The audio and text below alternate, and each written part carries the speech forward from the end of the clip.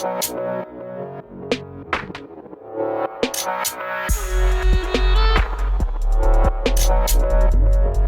guys, welcome to our channel. This is WvW. So I wanted to wait after the patch to make sure that Ranger doesn't change much, or if it changes, anything will change with it. I wanted to see if they are going to fix the bugs, especially with the turtle bit and all the new bits from AOD. And they have changed few things in how the bits work in general. We will be talking about it also. And I want to talk about small updates about the build itself and how it fits right now in roaming or how it works. Besides, I've been getting multiple times now people calling this build a bit difficult, fans who are trying to learn it to its full potential and consider the hybrid celestial or soul beast and stuff like that are easier to play comparing to this one. So I will be trying to get very deep in details and how you learn more on how you heal, how you kite, which I was asked about to make detailed guides about those specifically for the build or ranger in general, at least condition ranger or druid. So without further ado, let's get into the details. Starting with the build itself. So my original build, the ultimate bleeder, that's the name of the video if you want to search for it, and probably you're going to find it in the description obviously, is my main world vs world druid build, and I've been playing it shortly after the release of Heart of Throne. I've always loved condition and it was my build, but across the years it changed few things. It used to go with this trap, but it got nerfed in World vs World. Safety Avatar was a stun, now we use another stun for it. Sometimes I used Segment of Stone. Every time the game changing, the build changed with it, but basically it is the same. So the build itself didn't change or didn't change much, so it would worth making a whole video or something. But I will speak about my choices. So for the original build, most of the time I would go with primer reflexes, or if you want even you can go sharpened edges, but it's extremely weak in World vs World, and I would go with Troll Unguent. But right now conditions are too much and we have multiple ways or layers of defense that we're going to be talking about. So my primal choice for months now is actually using Healing Trap and go with Trapper Expertise. Troll Unguent still work, yes, and against very difficult 1v1s with bar players especially, Troll Unguent can be very efficient, but it requires a little bit change on how the play style.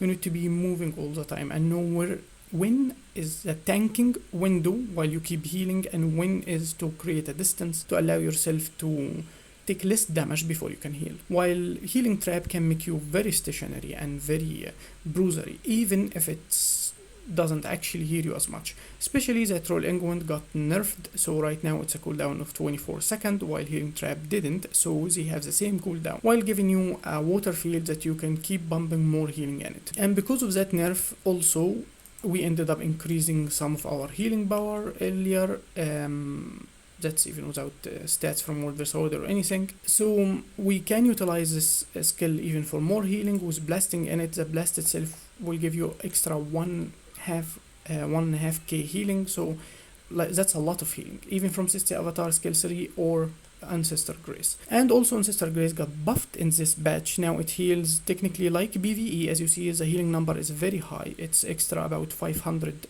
points something. So with the regeneration and the insane condition cleanse that you can tank and handle out of condition cleanse, because there is not much way to prevent it from happening, and most of your CCs are a bit soft or projectile and can be mitigated, so you can't really shut people down in order to protect yourself, and you fight outnumber a lot if you're like me. So Healing Spring is the way to go, and I have a detailed guide on this skill because a lot of players don't know how it works. Like I put it like that, why didn't activate the Healing Trap, everything like that I explain, and when it activate and why and how it works. There is a detailed guide, very important, also gonna be in the description. But in anyway, this is my choice now.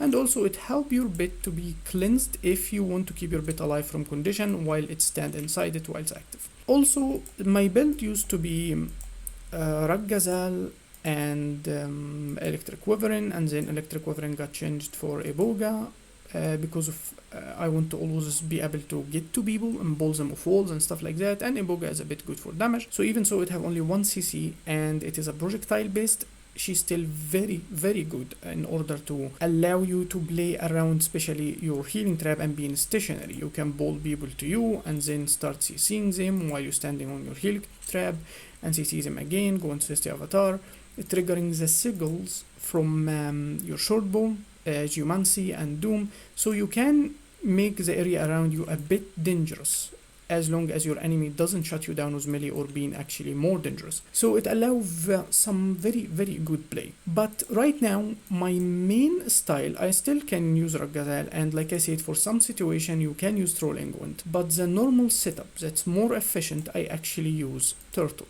But turtle makes this build very difficult because it is extremely bugged and it doesn't work properly. And I will talking about how to use it right now while it's bugged and how you can utilize that to your advantage, and even give you a more easier option to still use turtle without being extremely difficult as it is. So I want to compare turtle with gazal especially, and why I replace them most of the time. So I have a detailed video, one about the location of the new bits and one about the bugs, and a full review of them, and this is the most buggy thing that ArenaNet have ever made.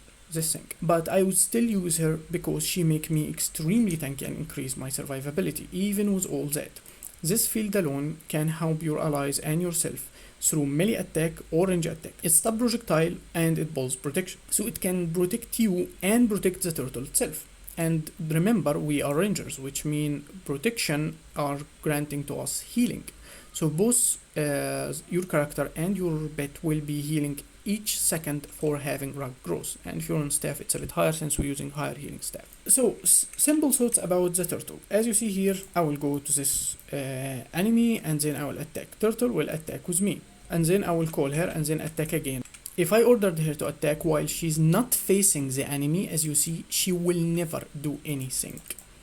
Sometimes using this skill can trigger her to attack, but as you see, this bug got even more consistent. Right now, she will never attack unless I turn her face to my enemy, which is a very weird bug. Right now, I turned her and then pressed attack and she will attack completely naturally.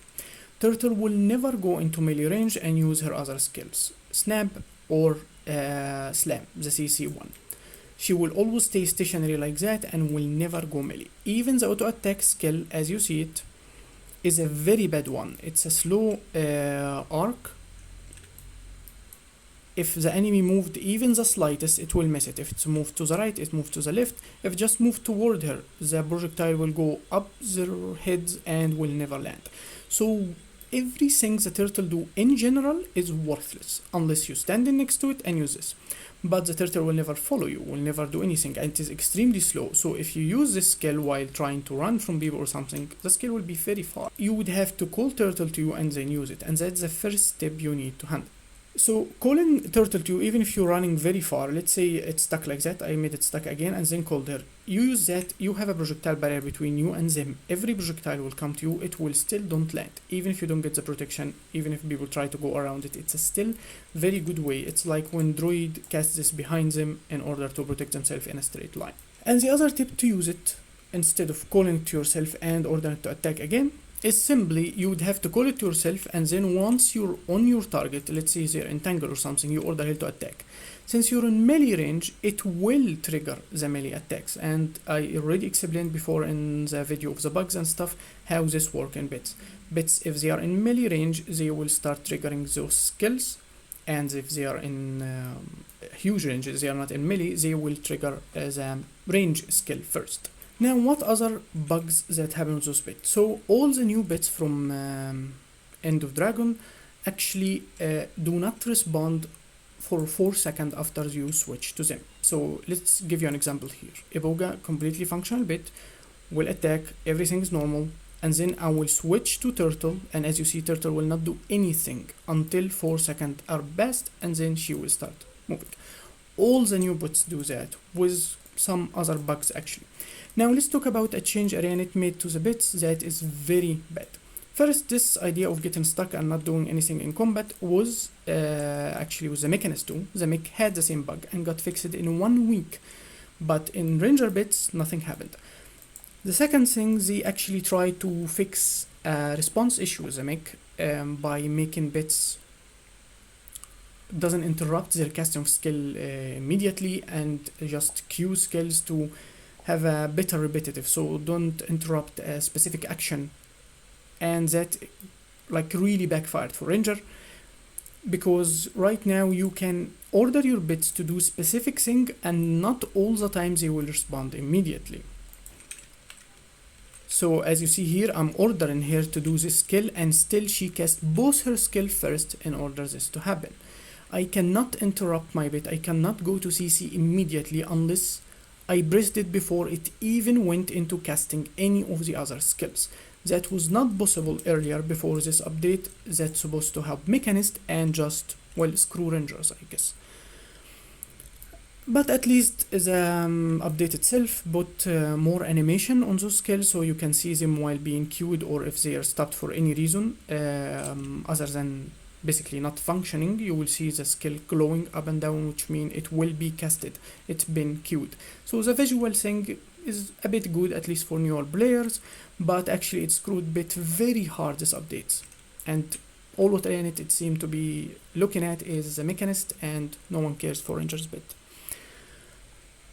You gotta admit, I'm a bit salty. I waited for so long for this bit to be fixed, but they actually got worse. Even the normal bits now have a problem with responding because of this update. So the same or the basic idea in controlling your turtle is simply you keep calling it to you and keep ordering it to attack each time you want to control its position. Let's say I'm going for this thing and the turtle is attacking from far from here. So let's say my bit's attacking like that, but I want to use her CC. So I trigger Ancient Seed, for example, and then call her to me. And once she's in melee range, I order her to attack. So she will CC everything and go to melee range to the other skills. And this is how you keep using it. You keep calling it yourself and then order her to attack, position yourself in a way the bit itself will start triggering it attacks. And as I said, it's a very, very difficult to pay attention to multiple players around you and your bit position. You have to start to be in a bit about prediction. So you call it like that and you assume that she's close enough, so you start immediately making her attack. Another downside from using turtle, as you see, it can slam people out of your roots. Obviously this golem can come back, but that means if it is in melee and you simply just triggered your root and it's not far enough, people will be out of your root, freed just because of CC, and that's something you need to keep attention to. The same way iboga can pull people away from your root, and works the same way, something you need to be careful about. Even while triggering the root from iboga, you have to be on its own line and not be in the other spectrum of it, or casting skills with quickness, like if you're standing instead of this guy and iboga's here and it's ball an enemy and you hit it from here, it will trigger the Ancient Seed here and your enemy will end up here. So this is a minor thing you need to keep attention to. The easy method in doing that, instead of actually controlling the position all the time, is either calling her to you or turning her passive, and she will always keep following you to get access to the most important skill, which is hunker down. So your bit will always be following you, you will be attacking normally and your bit will not do anything but be beside you. And then you trigger this skill and now you stand in this doom. However, this method is not as efficient and it takes something away from you, which is an advantage to the bug that we can use. So let's say our bit is attacking like that, and we're trying to survive a projectile or a stealth ranger or dead eye or something. You simply have to stand on it or stand behind it if the ranger is this side, and she will take the projectile for you. She is the most consistent bit because she will never move, which means she's just like a wall in front of you, and she will take the projectile, not you, unless the projectiles are piercing. This is a very good advantage that you can use to yourself, at least something we can get out of this bug. Any other bit will be moving normally, will go to melee, and when the enemy start leaving, the bit will start following him like that. And if you call the bit to you, not attacking, whenever you move, the bit will move with you, so you can't really position yourself efficiently. As you see, every time I try to stand behind her, she moves. So you have to position your bit like that, attack, and then you know the line that will move toward, and you stand behind your bit as long as you know the line, like that. Even in melee range you can stop projectile like that. But turtle, however, will always have the same position. She never moves, even if it's stuck like that. It doesn't matter, you will stand behind her and she will stay the same.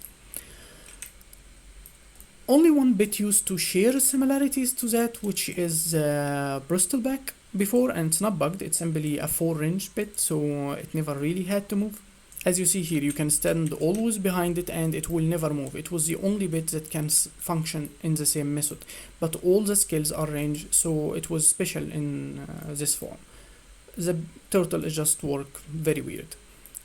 So my opinion for the turtle, they need to fix it, or even if they change keep it the same way, at least fix the bug of it being stuck and not attacking and stuff like that, and change the auto attack for the turtle because it's extremely worthless. The same projectile arc that the turtle actually used by mechanist mech skill, the third one I guess was if you choose a specific trait, I can't remember the names, but it will give you the same arcing projectile and became more direct and became way faster to be more consistent and easier to hit, but the turtle is still the same. So why the turtle over Rakgazal? So right now that means you sacrifice an insane amount of CC. As you noticed, the only way to make the turtle CC is either ball your enemy to come to melee to you where the turtle is stuck, so she will end up CCing them, or you simply ball it towards the enemy and then make it attack next to them, basically force a melee situation. And it is a 1cc skill comparing 2 for Rakgazal. However, Rakgazal is not that efficient to land unless you immobilize the enemy, so it requires some gameplay. It's not like it's a carry or easy skill to land anyway, but however, it's all because of this skill. So this skill doesn't only stop projectile and protect you with protection, it can heal and it make you easier for you to be able to stand in this trap. Right now, if you use it on top of it, no projectile will land, you will keep cleansing, you will gain protection and regeneration in order to keep healing and bumping up higher heals. It will help you and your friends, and since the bit is stuck, like I said, we can use it to our advantage. Since the bit will be standing here, if the enemy comes to you, the bit will start CCing them immediately. If they fix this bug, it's not like we lose the advantage, you simply have to call it to you and then force it to attack whenever you want. So in simple terms, Turtle offer you higher survivability than Rakgazal in exchange of higher kill potential or better CC to control the fight and be way more aggressive. So most of the time Turtle is better to use, especially with the meta right now. Too many teleporting classes, they will land damage, you will not be able to avoid it easy. Even stability got a little bit higher with Mechanist and Willbender all around, everyone getting stability, extra stability right now, and they can share it. So the CC from Rakgazal is not as efficient in bigger groups in general. Besides, they can catch you easy, and with Harbinger and Rifle Mechanist and every other class that being range, even Spectre, stuff like that, having an extra projectile field this powerful is very, very efficient. So my main bet right now is the Turtle. Even if it will not secure the win each time, it will keep you alive even if you couldn't kill your enemy. You can still use Rakgazal completely fine. Now, the downside in losing Rakgazal, as I said, that you will not actually win every fight and you will take longer in some fights. And if you go back to Rakgazal, you will be very used to staying stationary in order to protect yourself inside the field, gaining more healing and stuff like that. It's a little bit different playing style. If you use Rakgazal, you need to be way more mobile and position yourself a bit far from your enemy in order for Rakgazal to actually deliver something like CC from far, like the run it does. Charge the skill, so it will go to your enemy and start running towards them while they running in a straight line in order to cause the daze. While on the other hand, Turtle doesn't do that, so the change in play style can be a bit punishing if you're trying to keep moving again from one bit to another. So there is another thing we need to talk about in the bits. There was a developer post on Reddit or a comment following up on the patch that they said they already working on something will be coming to game that we can, especially if you run Untamed for example, it's to help Untamed player to be more efficient without being that difficult, that you can use mouse right and control button to create an auto attack the same way you do it to your weapon. But you can do that to all of the bits skills. You can do it even to the 3 of them. They will cycle into an auto cast completely normal for any ranger, not just the Untamed. So any ranger can make the skills be an auto cast. However, I don't think this will fix anything with the bugs that we have right now, like for the turtle, because it's already on auto with any ranger and it will not cast unless in melee. So if untamed actually use them as an auto cast, I don't think it will force itself into a melee range or something like that. But it is better for players who struggling with too many buttons right now, so I guess it's a very good thing to know. So now we are done with the details or the small details about bits. Now let's talk about how I do my CC combo, since it is a very reliant bit thing. If you're using turtle and iboga, you would have this skill as CC, slam as CC, and also the other iboga ball as CC, glyph of equality, and skill 3 in Celestia Avatar lunar impact as CC.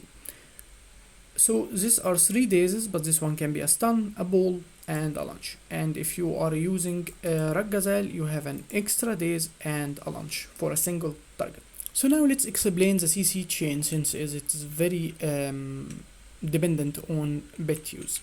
So usually I would be starting like that. I would start the CC chain on iboga, not on the other bit, whether it's turtle or it is gazal. Why? Because iboga has only 1 CC and probably would land the condition earlier, and it will stay on the enemy, it will not go away.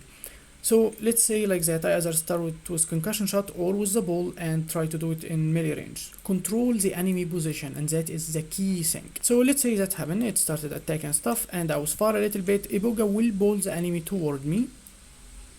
And as you see, the bug happened again, and then I would move to turtle, I would trigger the daze, and turtle will do its body slam, and I would trigger the sigils, use lunar impact on seed of life, and then trigger skill 5. And even if they're trying to cleanse entangle, I can simply immobilize them again, or heal under them to cause slow, and they can't cast the skill fast, even stun break or a condition cleanse, and go into again. So the CC chain basically goes iboga CC, concussion shot, turtle slam, glyph, and skills of Celestia Avatar, and you can combo that with healing, entangle, and sharpen stone depending on the fight, and simply you can spam your skills basically. If you're using gazal, it will be the same method. Iboga, and then you switch to gazal. You go with hit toss first, so it will stay in melee range, and then let it go very fine with charge. It will probably cast kick first and then charge, or vice versa, depending on the cooldown. So let's look at it like that with gazal for an example. So I'm attacking this thing, I'm bowling, casting this again, and then going with hit toss, and triggering the daze, and then he triggers the daze, and more. As you see, it is very simple and can lock the enemy very efficiently.